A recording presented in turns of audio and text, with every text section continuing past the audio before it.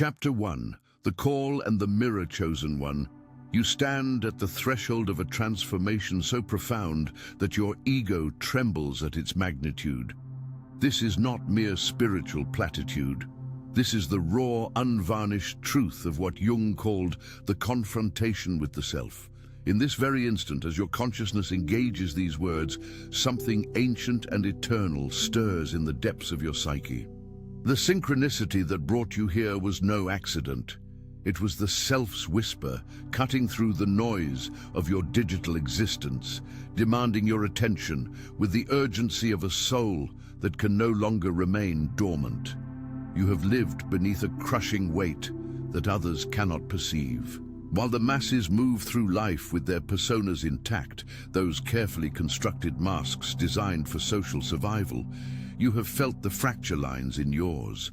Every forced smile at gatherings where superficiality reigns, every nod of agreement when your soul screamed dissent, every moment of pretending that the material world satisfies something that hungers for meaning beyond measure. This burden of authentic seeing in a world committed to comfortable blindness is the first sign of your election into what I term the process of individuation. But here lies the psychological mechanism that keeps you trapped in suffering. You have been interpreting your difference as deficiency. The shadow work required here involves recognizing that what you perceived as social maladjustment is actually the psyche's rebellion against collective unconsciousness. Your inability to find satisfaction in the pursuits that occupy the masses is not pathology. It is the self's refusal to incarnate through a life of psychological mediocrity. This is the repressed truth dwelling in your unconscious. You were designed for a journey that terrifies even as it calls. The archetypal pattern here mirrors the ancient hero's separation from the tribe. In mythology, the chosen one always begins as the outcast, the one who doesn't quite fit the collective mold. Think of Moses, hidden among reeds, raised in a palace yet belonging nowhere. Consider Jesus, confounding temple elders with questions that revealed their emptiness. This is your myth, chosen one. The hermit who withdraws not from cowardice, but from the inner demand for authentic existence. The magician who must first master the psychological elements before wielding transformative power in the world. Now, in this critical moment between who you have been and who you are becoming, I must share something of profound, practical importance. This is why I mapped out the 3 keys to a prosperous life, a trilogy of wisdom, ebook plus audiobook, designed specifically for chosen ones navigating this treacherous passage.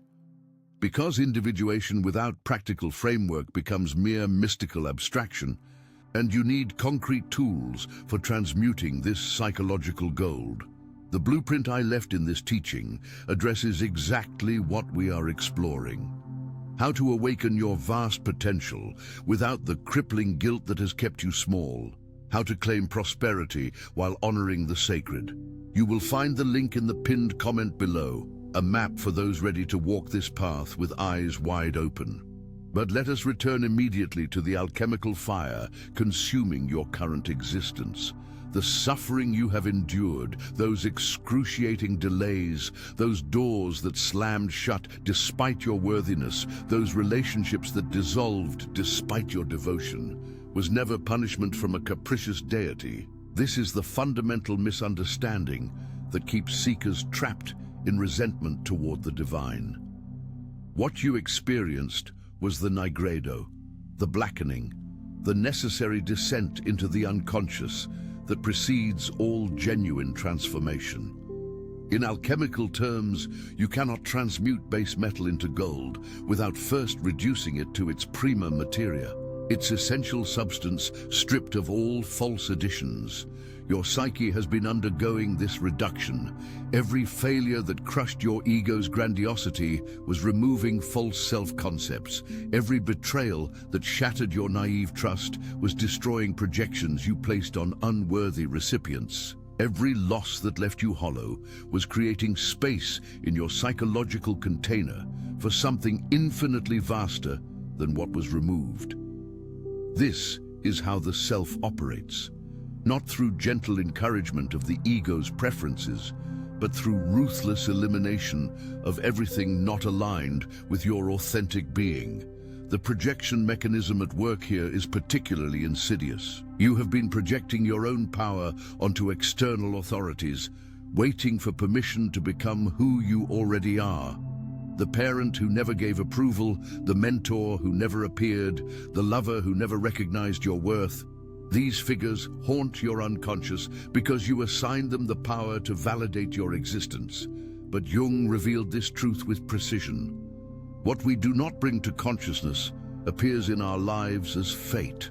Those figures you wait upon are merely screens for the projected authority of your own self. Consider the psychological weight of this realization. You have spent years, perhaps decades, seeking outside yourself what could only ever be found within. The validation you crave, the recognition you hunger for, the belonging you ache to experience. These are all symbols of the self's demand for conscious relationship with ego. When you individuate, when you make conscious this relationship between ego and self, the external symbols lose their compulsive power. Not because you transcend desire, but because you recognize that what you sought out there was always an inner longing for wholeness. This is the terror that keeps most seekers circling the perimeter of transformation without entering. To individuate means to stand alone, not in tragic isolation, but in the profound solitude of one who has differentiated from the collective. The persona you constructed to survive childhood, to navigate school systems, to maintain employment, to sustain relationships, all of it must be recognized as adaptive fiction rather than essential truth. And the ego clings to these fictions with the desperation of one who believes that without them, annihilation awaits. But here is the psychological paradox that liberates. The death you fear has already occurred. Every time you betrayed your authentic impulse to maintain social harmony, a piece of yourself died. Every time you silenced your inner knowing to avoid conflict, you enacted a small crucifixion of truth. Every time you diminished your light to make others comfortable in their darkness, you participated in your own diminishment.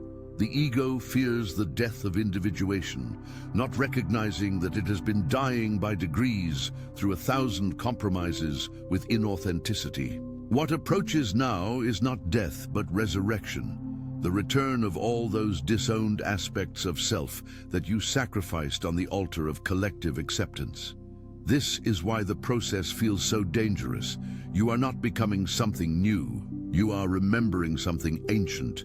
You are not acquiring foreign qualities. You are reclaiming exiled parts of your psyche that were too powerful, too authentic, too alive for the deadened world to tolerate in a child. The shadow work required at this threshold involves honest confrontation with the ways you have betrayed yourself. Not to induce shame. Shame is the ego's favorite weapon for preventing growth, but to bring conscious awareness to the patterns of self-abandonment that have characterized your journey. Where have you made yourself small? When have you pretended ignorance to maintain relationship? How often have you dimmed your perceptive capacity because what you saw in others terrified them when reflected back? These questions cut because they reveal the conspiracy between ego and world. The ego promised that if you just adapted enough, conformed sufficiently, played the game with enough skill, you would finally be accepted. And you tried. God, how you tried. You contorted yourself into shapes that defied your essential nature. You spoke languages foreign to your soul. You pursued goals that meant nothing to your authentic desires. And still, the acceptance never came. Not because you failed at adaptation, but because the self sabotaged every attempt at living inauthentically. This is the mechanism seekers rarely understand. The self is not separate from you, standing in judgment from some transcendent position. The self is you, your totality, your wholeness, the sum of conscious and unconscious, ego and shadow, persona and authentic being. When opportunities aligned with your false self dissolved, it was not external punishment. It was the self's refusal to invest energy in trajectories that would have led you further from individuation. Every closed door was an act of self-preservation, not rejection. The archetypal dimension of this pattern appears throughout mythology and scripture. Joseph's brothers sell him into slavery, the external betrayal that initiates his journey toward becoming who he was meant to be. Job loses everything, the stripping away of all external props so that his relationship with the divine becomes direct rather than mediated by possessions and social status. The Buddha abandons palace luxury, the voluntary release of collective definitions of success to pursue ultimate truth. Chapter 2. The Shadow Work and Resistance. Your resistance to this upgrade reveals the most sophisticated defense mechanism the ego possesses, the fear of your own power. This is not the simple fear of inadequacy that most self-help philosophies address. This is far more complex, far more insidious. It is the terror of discovering that you are, in fact, capable of the very transformation that would require you to abandon every excuse, every justification, every comfortable story you have told yourself about why your life remains unlived. Jung observed that we fear our light far more than our darkness, though we consciously claim the opposite. The shadow contains not only our rejected vices, but also our disowned virtues, those qualities too powerful, too magnificent, too demanding for the small life the ego has negotiated with the world. You have hidden your power in the unconscious, not because it is evil, but because claiming it would cost you the identity of victim, the sympathy of those who bond over shared limitation, the safety of mediocrity, where expectations remain manageable. The psychological mechanism of self-sabotage operates with exquisite precision in the moments before breakthrough. You have experienced this. Just as opportunity approaches, you suddenly fall ill. Just as the relationship deepens, you create conflict. Just as the creative project gains momentum, you discover urgent distractions. The ego identifies these patterns as weakness or bad luck, never recognizing them as the unconscious mind's desperate attempt to maintain homeostasis, the psychological equilibrium that keeps you known to yourself, even if that known self is wounded and limited. This is the repressed truth dwelling in your shadow. You have been complicit in your own confinement, not because you consciously chose limitation, but because the unconscious contains a powerful force that Jung called the resistance to individuation. This resistance speaks in the voice of every authority figure who rewarded your compliance and punished your authenticity. It whispers in the internalized shame of every moment your genuine self-expression was met with mockery or rejection. It operates through the complex, that emotionally charged psychological constellation formed around the core wound of "I am too much" or "I am not enough." The archetypal pattern here is the refusal of the call, which appears in every hero's journey. The prophet Jonah literally runs in the opposite direction when summoned to his mission. Moses protests his inadequacy when approached at the burning bush. Arjuna, on the battlefield of the Bhagavad Gita, suddenly discovers compassion for enemies as a convenient excuse to avoid his warrior destiny. This is not moral failure. It is the ego's entirely predictable response to the self's demand for transformation that will require everything. But here is where most spiritual teaching fails the seeker. They address the resistance with moral exhortation, as if you simply need to choose better or have more faith. This misses the depth of the psychological reality. Your resistance is not willful defiance. It is a protective mechanism developed in childhood when the full expression of your being met with consequences too painful for the young psyche to bear. The child who was punished for being too sensitive, the adolescent mocked for being too different, the young adult rejected for being too intense. These experiences created shadow pockets where power and authenticity were exiled for the sake of survival. The transmutation required moves beyond positive thinking into genuine integration. You must develop compassionate relationship with the part of you that fears your power. This is not coddling or excuse-making. This is the sophisticated psychological work of dialoguing with the resistance rather than trying to overcome it through force. When you can say to the fearful ego, "I understand why you protect me through limitation," you learn that visibility brings danger. Something shifts.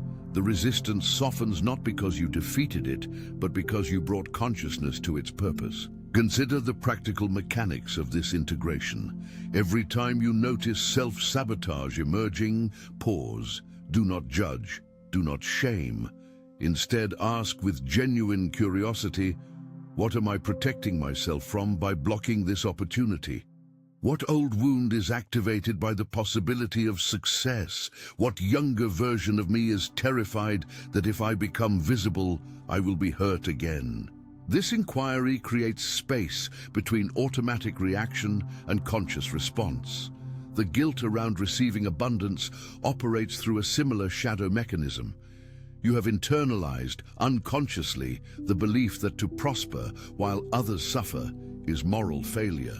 This belief often masks as spiritual virtue, as noble sensitivity to collective pain. But Jung would ask the piercing question, whose voice speaks this belief? Is it truly divine wisdom, or is it the internalized voice of scarcity consciousness that your family, your culture, your religious community transmitted into your developing psyche? The shadow aspect here involves facing your own disowned desire for ease, for beauty, for pleasure, for abundance. Many chosen ones develop what I termed a martyr complex, the unconscious conviction that suffering equals spirituality, that struggle proves worthiness, that poverty demonstrates purity. This complex functions as a defense against the vulnerability of actually claiming the life you desire, because such claiming makes you responsible. If you succeed, you can no longer blame circumstances. If you prosper, you can no longer hide behind noble suffering. The archetypal martyr appears when the ego identifies with Christ's crucifixion while rejecting the resurrection that follows. You carry the cross endlessly, finding identity and even strange comfort in the weight, never laying it down to experience the transformation that suffering was meant to facilitate. This is not Christ consciousness. This is the ego's appropriation of sacred symbols to justify remaining wounded. The projection mechanism compounds this complexity. You project your disowned worthiness onto others who seem to receive abundance effortlessly. Then you resent them for possessing what you have denied yourself. Or worse, you create elaborate theories about why their success is somehow less authentic than your struggle.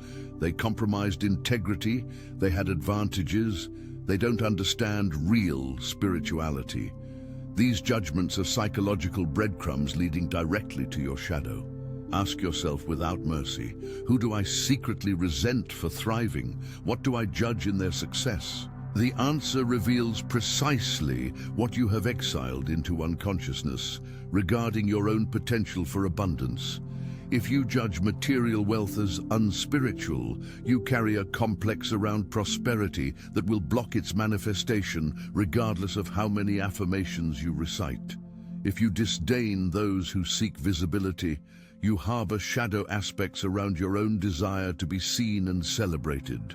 The imposter syndrome so prevalent among chosen ones is not mere lack of confidence. It is the ego's attempt to preemptively reject itself before the world can do so. I am a fraud becomes the mantra that protects against the vulnerability of actually claiming competence. Because if you claim it and are then rejected, the wound cuts deeper than if you rejected yourself first. This is the ego's tragic logic. Better to self-sabotage than risk genuine failure. Better to remain small where it is safe than expand into territory where criticism might land. But here is the psychological truth that demolishes this defense. You are an imposter, but not in the way you fear. You are fraudulently presenting a diminished version of yourself as the truth. You are pretending that your adapted persona represents your authentic being. You are performing a role scripted by collective expectations rather than living from the center of your individuated self. The feeling of being a fraud is accurate, but it points to the wrong crime. You are not inadequate to the life you desire. You are dishonest about the life you are actually living. The shadow contains not only your rejected power, but also your rejected darkness. The rage at years of self-betrayal, the grief over paths not taken, the envy toward those who claimed what you denied yourself. Most spiritual seekers try to bypass this material through premature transcendence, jumping to forgiveness and light before actually metabolizing the darkness. This is what Jung called spiritual bypassing before the term became popular, the use of spiritual concepts to avoid psychological work. True integration requires you to descend into this darkness with consciousness intact. You must feel the rage without acting it out destructively. You must acknowledge the envy without letting it collapse into self-pity. You must witness the grief without becoming identified with victimhood. This is the alchemical solve et coagula, dissolve and coagulate, break down and reconstitute at a higher level of integration. The resistance you experience at this threshold is the ego's last stand. It knows that beyond this point it cannot continue as the center of your psychological universe. The self will take its rightful place as the organizing principle of your psyche, and the ego will be demoted to its proper function, a necessary but subordinate aspect of consciousness. The ego experiences this demotion as death, and in a sense it is. The ego that has run your life through fear and control must die so that an ego in service to the self can emerge. This is why the pressure has intensified in your life. Not because you are failing, but because you are approaching the threshold where the old structure can no longer contain the emerging self. The tension you feel is not evidence of something wrong. It is evidence of something profoundly right. The psyche is preparing for a shift in the center of gravity from ego to self, and such shifts create earthquake conditions in your inner world. Chapter 3. Synchronicities and the language of the universe. The universe speaks in symbols, and you have been ignoring its messages. This is not mystical poetry. This is precise psychological observation. The self communicates with ego consciousness through what I termed synchronicity, meaningful coincidences that cannot be explained by causality alone. These events are not random. They are the fingerprints of the self leaving traces in external reality, attempting to catch the attention of an ego lost in the tyranny of linear thinking. You have noticed them. The book that falls open to exactly the page you needed. The stranger who speaks words that address your unvoiced question. The repeating numbers that appear with such frequency that even your skeptical mind cannot dismiss them as mere chance. The dream symbol that manifests in waking life within hours of the dream. These are not coincidences. They are the self's curriculum, designed specifically for your individuation. But here is the psychological resistance that blocks reception. The Western mind has been trained to dismiss anything that cannot be measured, predicted, controlled. You have internalized this dismissal so thoroughly that even when synchronicity screams in your face, you explain it away as coincidence, confirmation bias, pattern recognition in a random universe. This rationalization is the ego's defense against the overwhelming reality that you live in a meaningful cosmos, where consciousness and matter interpenetrate in ways that shatter materialist assumptions. The shadow aspect here involves your fear of being perceived as irrational, superstitious, unscientific. You have witnessed how the collective treats those who speak of meaningful patterns beyond causality, with condescension, with diagnosis, with dismissal. So you silence your own perception, editing your experience to fit acceptably into the narrow bandwidth of what the sleeping world calls reality. This self-censorship is a slow death of the perceptive capacity that distinguishes the chosen one. The archetypal pattern here is the prophet who sees what others cannot, hears what others refuse to acknowledge, knows through channels the collective has declared closed. Cassandra, cursed to speak truth that no one will believe. The shaman, who walks between worlds while the tribe mocks. The mystic, whose direct experience of the divine threatens the mediated authority of the priesthood. This is your myth, chosen one. You carry perceptive capacity that the masses have traded for the comfort of collective consensus. Jung recognized that the psyche naturally produces symbolic material, attempting to guide consciousness toward wholeness. Dreams are the most obvious example. Each night, the unconscious presents dramas, images, scenarios designed to compensate for the one-sidedness of conscious life. If your ego becomes inflated with grandiosity, the dream ego might be humiliated. If you are repressing anger, violent scenarios might erupt in dreams. The psyche seeks balance, and symbols are its language, but synchronicity extends this principle beyond the sleep state. The external world itself becomes a mirror reflecting the unconscious processes occurring within your psyche. When you are working with a particular archetype, say the wounded healer, suddenly healers appear in your life. Articles about healing cross your path. Conversations turn unexpectedly toward themes of wounding and transformation. This is not magic. This is the self-organizing both internal and external reality around the archetypal content demanding integration.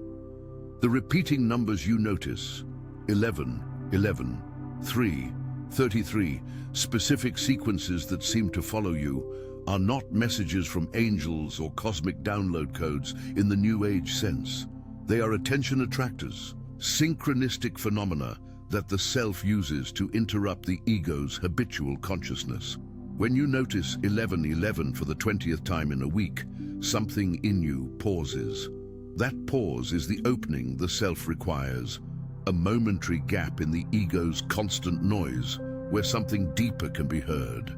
But the truth about these symbols is even more disturbing than you imagine. They are not prescriptive messages telling you what to do. They are reflective phenomena showing you what is already happening in the unconscious. When you encounter powerful synchronicity, you are not receiving external guidance so much as you are witnessing the intersection of inner and outer reality, where the barrier between psyche and world becomes permeable.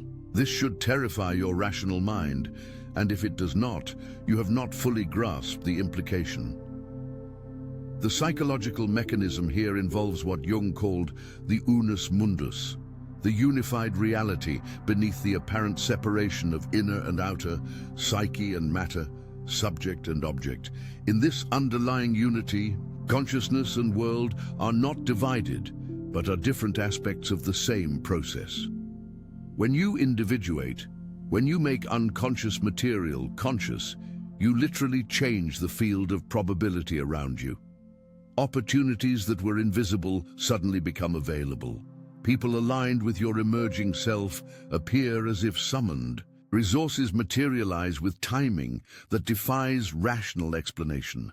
This is not manifestation in the popular sense of creating from ego desire.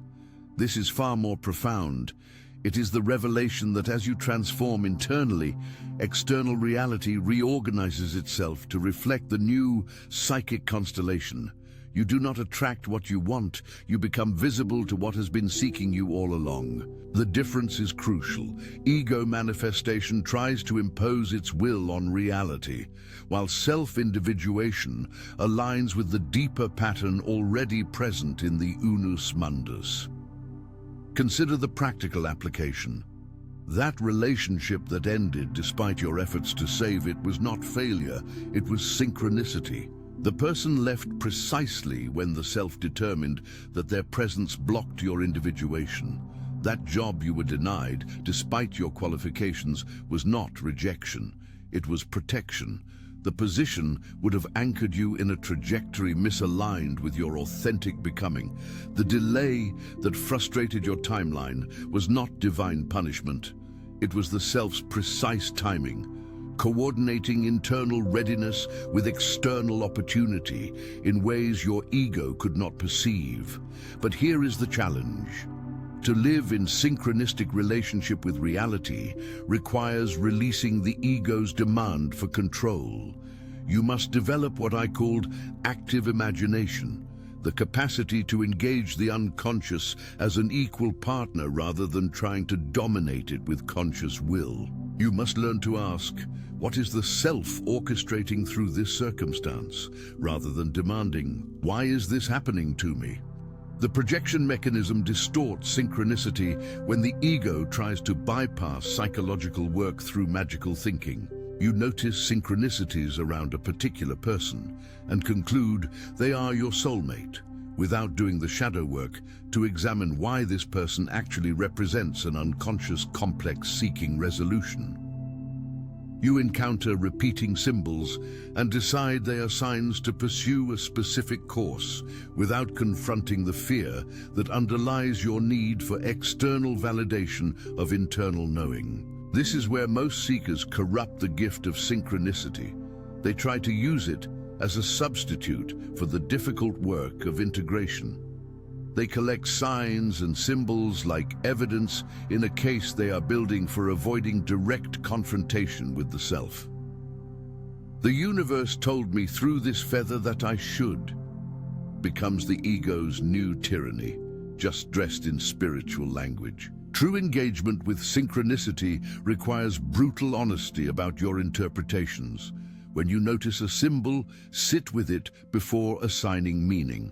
Ask, what complex in me is activated by this symbol?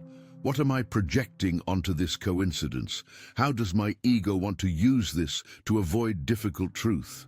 Only after exhausting the personal psychological dimension should you consider the symbol as guidance from the self. The relationships in your life operate as synchronistic mirrors with devastating precision. The people who trigger you most profoundly are not random irritants. They are embodiments of your disowned shadow, placed in your path by the self until you integrate what they represent. The narcissist who wounded you reflects your own disowned capacity for self-focus. The victim who drains you mirrors your own unintegrated martyrdom. The authority figure who diminishes you embodies your projected power. This is the aspect of synchronicity seekers resist most.